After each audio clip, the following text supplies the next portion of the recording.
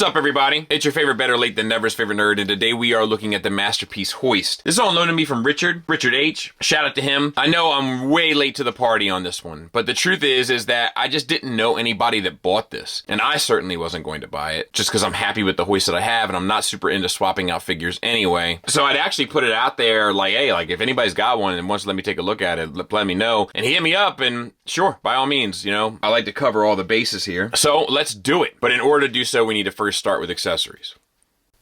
So he comes with an alternate front bumper. This is the more cartoon look with the gray painted on as opposed to the chromed out version. Unfortunately, the gray here doesn't match the silver on the hubcaps or the hoist or hinge or winch or whatever. Like, no, hoist and hinge. I don't think any of those words are actually what I'm looking for. The trailer piece. And so it always is going to look mixed matched, in my opinion. But other than that, it's an option. They've done it before with Inferno and the like, so you know what to expect. He comes with his little claw machine, and it has a hinge here, and a rotate or swivel here. And then you have this where it plugs in that obviously can swivel as well. And then you have these armatures that can expand, but they're just like on tension swivels. So they don't really hold unless you hold it with tension, and it can't be too heavy, et cetera, et cetera. We've seen this done better in the third-party world, but it does come with it. And that plugs in to that female connection point there, and then you can do whatever you'd like with it. He comes with an alternate face, which is done well enough, and you got the blue paint on there, if you so desire. While on this topic of alternate faces, he comes with an alien face.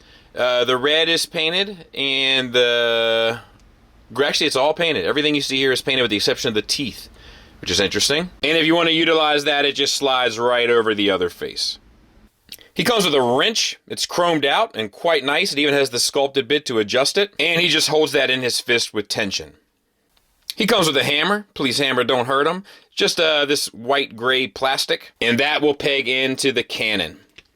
He comes with a blast effect. It's just an orange translucent. It'll peg into the hammer. It'll peg into the barrel. It'll peg into that chrome thing over the back of his head. Gimmicks-wise, the arms extend. And there's vehicle mode. So it rolls pretty well. Sometimes it's hard to tell on this slick surface here. These can move out if you so desire, obviously. You can drop down this for the trailer, the hitch. I have some issues with it. So it's amazing to me how G1 cartoon accurate it is, because I don't remember it looking like this, you know, but memory is a weird thing. But like the open cab is a little off-putting and seems a little unfinished. If you want to get technical, like this stripe is a little thick. I don't really care about such things, but if you were super into cartoon accuracy, you should. The silver paint on the wheels and on the hitch versus the chrome on the bumper and the chrome up here, I find off-putting and sort of mix-matchy. Speaking of mix-matchy, the green looks brilliant, but the green plastic that is mixed in amongst it does not. And in fact, I find it a bit off-putting. You can open the doors technically, if you're interested in such things, and I think you can open up the hood. Yes, you can open up the hood as well. So you can have a look in there, and it's got some painted details, lots of sculpted details, so that's nice. But outside of that, I mean, I don't know. I feel like this misses the mark in some way. It doesn't quite capture it properly in a way that Takara, I feel like, usually does.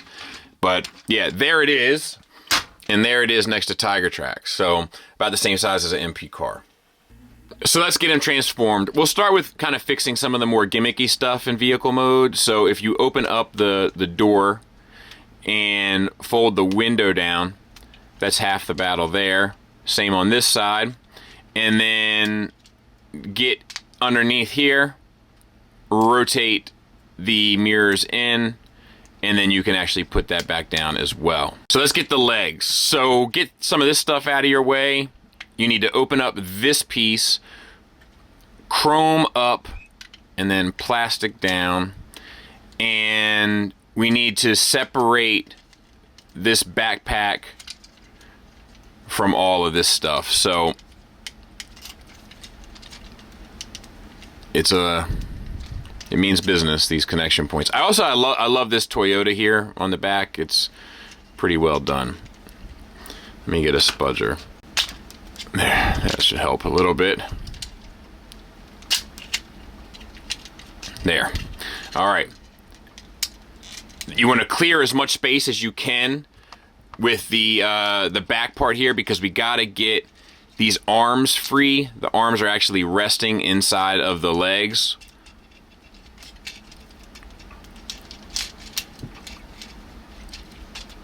And then you can bring the legs down, leave the arms up. And we can finish the legs right now. So just rotate this down, rotate the foot down, rotate this panel up, and this panel in. Same here. Rotate the foot down, or the leg down, foot down, panel up, panel in. Then we have these bits. They're on a double hinge. They come up and over. Actually, we can bring this whole section down, give us a little bit more space here. And then push those together. Same on this side. Give you a better angle. Up and over. And then push those in. So the arms are connected on this armature. And that armature will swing out and lay flat on both sides.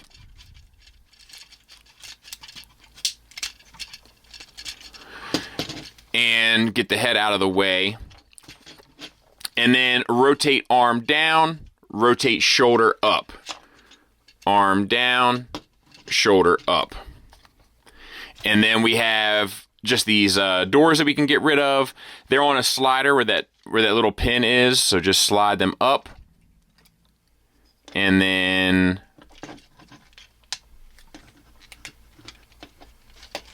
slide them in, or rotate them in. So same on this side. Slide them up. Rotate them in.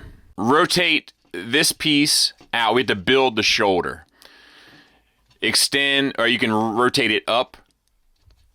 Extend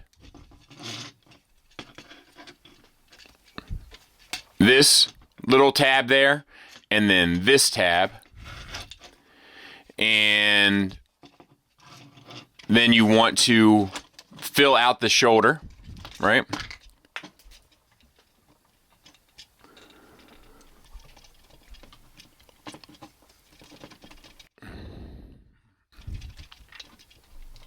There. And then rotate this over, and then that down to try to fill out the shoulder the best you can. Then this piece swings up, and then on a double hinge rotates back. Okay, so we're going to do the same thing on the opposite side. I hope that was in somewhat of focus. This piece we have to swing out, and then swing up. And then you have two pieces. One is this little latch here. Unlatch her, and then swing this whole piece around. And then we have to build the shoulder, so swing this out.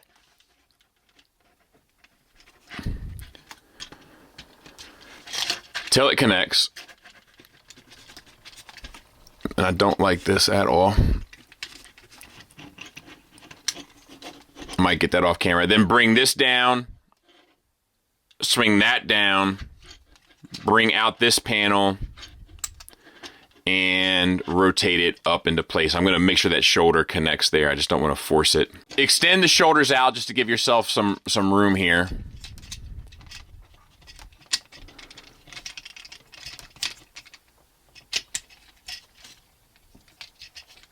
And we need to separate that yellow tab from this green tab. Then the green tab folds in. The head comes down, goes through the yellow tab. Make sure you got all this sorted properly. This comes down, and as it does, your green tab comes back up. Now, You have this armature here that the head is connected to, and the armature has 2 clips here, and all of this needs to rotate back down and grab a hold of the neck plate, utilizing all the hinges so that it sits like a proper head. Mine's not 100% right, but I'll sort it out. Okay, then we want to kind of start putting it in the right place, right? So in order to do that, just be mindful that you don't get anything in the way here. But you want to sit the torso or the chest sort of back so that it sits straight. And then get the arms situated.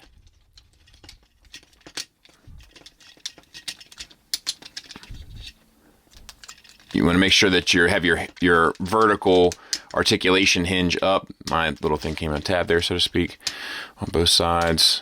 Okay. Rotate the arms properly and the hands and all that stuff. Easy, common sense stuff. Extend that. All right, that's all done.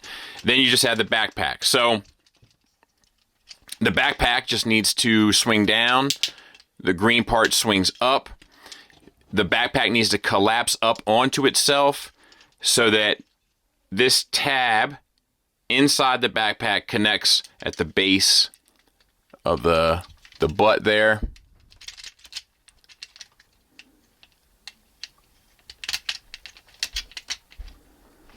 It's just hard to see what I'm doing. There. And then this flap comes up. This flap comes over, grabs onto the back of there, adjust all this. I'll clean it up. We'll take a look at it. So let's talk about the figure and we'll get in tight on the head sculpt for Dennis. And I think it looks great. I think the head sculpt looks great. I think it looks just like the cartoon. It looks exactly like it's trying to. You know, that aesthetic choice is not necessarily my cup of tea, but it's what it's going for and it nails it. So the head is on a hinge swivel. You get up to there. And you get side to side until you bump up against this back plate here, the yellow back plate. Make sure that you get all that armature stuff tucked in. It's hard to see it from behind my camera, so I don't think I did the best job of showing that necessarily. All right, let's continue.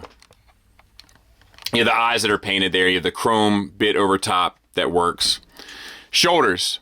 So the shoulders are actually pretty well articulated. You get a little up and down inside the chest cavity. You get an additional hinge out here. Unfortunately, it only gets you to there due to the sculpt of the shoulder. So it's, I mean, I guess if you then raise here, you know, which is technically not the elbow, you know, you can get out. So you get what you need. It's just not the prettiest. Does that make sense? There's a butterfly joint, so that's nice. And you get the swivel around. And obviously you can angle these a little bit depending on your preference, right? Out to the side or what have you. You have an elbow joint here, but this shoulder joint kind of acts like an elbow as well. So you can use both to pull it off. So you're cheating once again, but this one's more successful, I think, and it works. And then you get a little bit of swivel your barrel, which you don't really need. It's the same on this side, except you get a swivel of the hands. You get a hinge in and out. And then you have the thumb, which is on a base knuckle. And then you have the fingers, which are, these three are on the same base knuckle as well as a secondary knuckle. And then the index finger is individually articulated with the same points of articulation. All right. The paint is sort of non-existent on the arms. This part has a little bit, it looks like. Maybe it has a coating. It's hard to tell. It's not spectacular. And then we have a waist. No, we don't. And I think that's just a hip joint. So that sucks. All right. This guy is a little sloppy. Okay. We have outward. We have the full Van Damme. No question about that. We have, as goofy as it looks, because it's very cartoon accurate, we have the leg gets up to there. We have a thigh swivel. We have a single ratcheted hinge knee that does get you the full run, given the sculpt. We have yellow paint here, and then that same paint that I think is on the arms, but it could be the plastic. It's hard to tell. I feel a sneeze coming on, so forgive me if one pops out. And now white paint there that looks good. Wheels look good. Ankle tilt up, toe tilt up, ankle tilt down, and a rocker. And like, it's not bad. It's just, it feels a little sloppy. Like all of the shoulder joints feel like they don't really lock into place. The joints here are a little loosey-goosey. The knees feel great. No waist swivel. It just doesn't feel kind of up to par. I don't know. I don't know if I think that this one is kind of keeping up with the Joneses of today. There it is from the back. Size comparison wise, there he is next to Takara's grapple. And I think they look good together. You know, I think it's that cartoon accuracy as to why they lend themselves to one another. But, you know, obviously the Hoist doesn't have any kind of like action or style going on with his posing right now. But just aesthetically, they just look like they're both cut from the same cloth. And size wise, I think they work. There he is next to the Fans Toys Hoist. And I prefer the Fans Toys. And I prefer it because it's less cartoon accurate. And as a result, I think it looks better, among a couple other things. But I probably will do a versus of this on my channel, so more to come on that soon. And there it is next to the Fans Toys Trailbreaker, just in case you were curious. I don't have the Takara Trailbreaker. I would show you him next to that, but I thought that might be of some value. Final thoughts wise, let's start with the negative. It just feels a little unfinished. I don't even like the fact that like the arms, like the shoulder joints don't really lock into place. They just sort of use tension to hold themselves in place, and the whole thing gives itself sort of a rattly feeling. You lose a waist swivel, which is like, what are we doing? How expensive does this stuff have to get before we deserve a waist swivel? I don't like the mix match green between plastic and paint. I don't like the mix match use of silvers between the painted gray, the painted silver, and the chrome silver. It just doesn't feel cohesive to me. It doesn't feel like a fully finished, fully formed idea. That's my biggest issue with this guy. Moving on to the positives, I quite like the engineering. Like, I love the hands and arms inside the leg cavity. I think Masterpiece, generally speaking, recently has done weird things in order to bring the kind of front and back of a robot together when it transforms into a vehicle. This one is one of the ones I feel like is actually more successful than what they've been doing recently. I love the shoulder articulation. They really gave you a ton of options in order to accomplish as much as you possibly could. That's not lost on me. Comes with a ton of accessories. They really went for the tuned look, and in some ways I admire how successful it is, like specifically in the lower legs. However, it's still not quite dumpy enough, is it? It doesn't quite get the dumpiness of Hoist properly. So I don't know. I don't think this one quite does it, and I think there's better options for a Hoist out there. So it's a soft recommend. If you really are a Takara purist, it's kind of fine, but there are better options out there, and it doesn't impress me in any way. Hope that helps. Thanks for listening. Thanks for watching. Until next time, take care.